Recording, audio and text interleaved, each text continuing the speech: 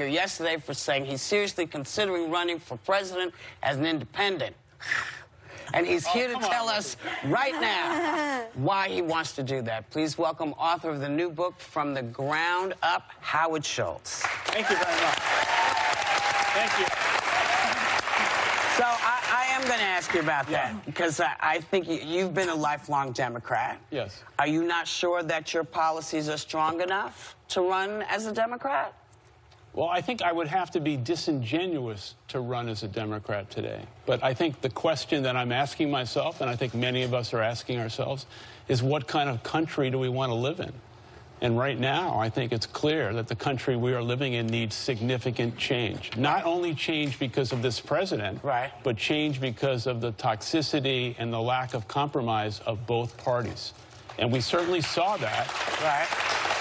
We certainly saw that over the last month. The president was responsible for closing the government, but 800,000 people and their families were doing everything possible just to eat.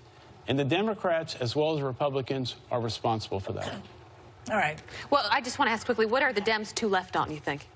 What issues will have to bite them? I don't know Senator Harris, but listening to her last night say we should abolish the insurance industry as a way to go forward on health care, that alone would wipe out millions of jobs of Americans. And that is the kind of extreme policy that is not a policy that I agree with. And if you take immigration, you take health care, what we have is extremes on both sides, not representing the large majority of Americans who don't have a voice. And what I'm saying is, let's give the American people a choice. And what better expression of democracy? Then why should we only rely on Republicans and Democrats that have displayed, not only the last 2 years, but for decades, an inability to do the people's work? All right, I'll tell you why in a second, but... Okay. But I want to tell people about you a little bit, because when I had a show over at CNN, I ran into Howard on the elevator, and I said to him, Howard, get me a latte. He's a Starbucks guy, right? And I was teasing you. And I went back to my office, and the next thing I know, he shows up. I have a picture of it. He shows up with a latte. Now, that's a great guy. You know what I mean? That the CEO of Starbucks delivers a latte to me. Very nice. And I also like the fact that you gave insurance to your part-time employees. That was really sweet. I mean, that's a little above and beyond. But, and here's the big but. Okay. Michael Bloomberg has said to you, don't run. And he was thinking of running, but then he did the research and he found out he couldn't win, so he got out of the race. The main thing, and I said it yesterday, that scares me, is that your entry into this race will guarantee Trump another 4 years. And we cannot have that. You talk about the Democrats not wanting to negotiate. They cannot negotiate with a toddler. If you give him the cookie one day, the next day he wants another cookie. So that's not equal on both sides. They had to play tough, the Democrats, with him. Otherwise, he will run amok.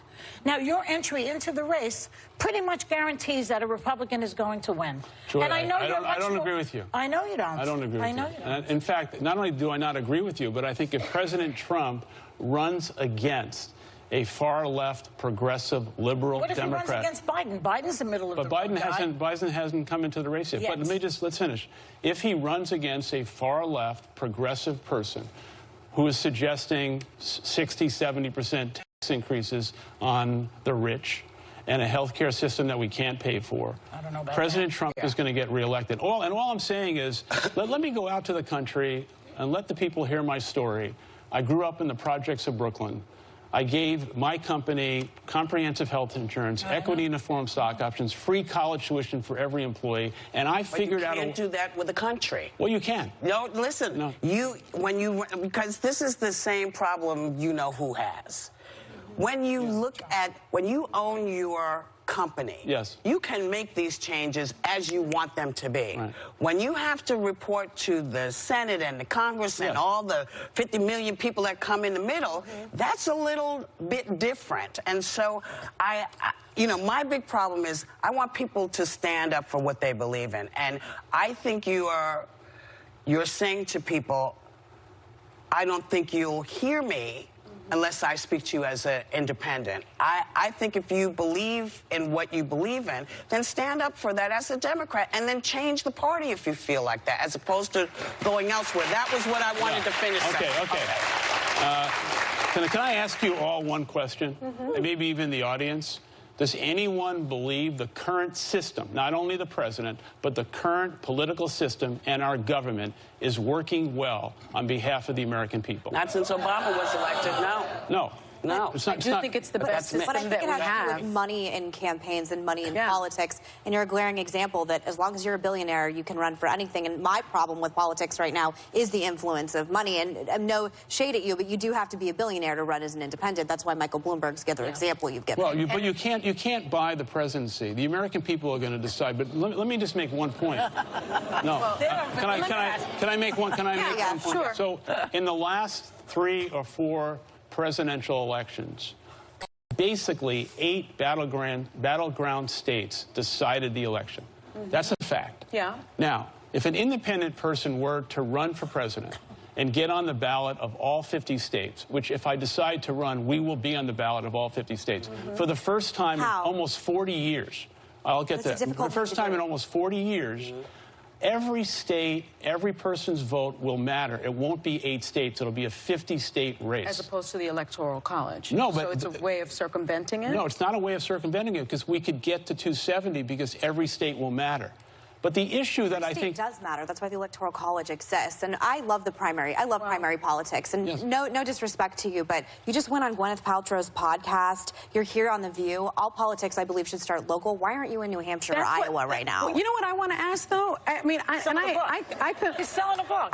I know, but if you're running for president, which I believe you are, I still believe in the... Sorry, Sonny, to interrupt you. I truly believe in it. And I actually think that, like, if you go to New Hampshire, which I've done as Abby, these people take their vote and they take their first in the nation status seriously. And the idea that you negate their choice, and I'm not going to concede that. I still am fine with the Electoral College. I think you're misunderstanding me. I'm not saying anything against the Electoral College. What I'm saying is if it's a 50-state race, you can get to 270. The Electoral College applies. With regard to New Hampshire and Iowa, watch every Democrat go to those states and have to be disingenuous and probably make a false promise about fentanyl just to be able to get elected in the primary in those states. I would have to be disingenuous as a Democrat if I ran as a Democrat, because in order to run as a Democrat today, you have to fall in line with free Medicare for everybody, free college for everybody, a free job for everybody. Let me finish. But that's what you said you were given to your... That's what you just said you gave everybody. But not the way, not free for the government. And that totals about $40 trillion on top of the fact that we are sitting on a $21 trillion debt in the country today. We can't afford to do it free, so it has to be a different way. And the different way is corporate responsibility has to fall in line and do more for their people and the communities we serve, like Starbucks did, and pharmaceutical companies and lobbyists that have been paying these politicians, Democrats and Republicans, have to stop. And can you imagine, just imagine for 1 minute, if an independent person could have a mandate from the country, from the people, the first one since George Washington, to finally say to the system and the special interests it no longer applies, that an independent person can break the logjam of this toxicity that exists in an unwilling... Hold on 1 second. Hold on 1 second. We're going to be talking more with Howard Schultz when we come back. I'm sorry.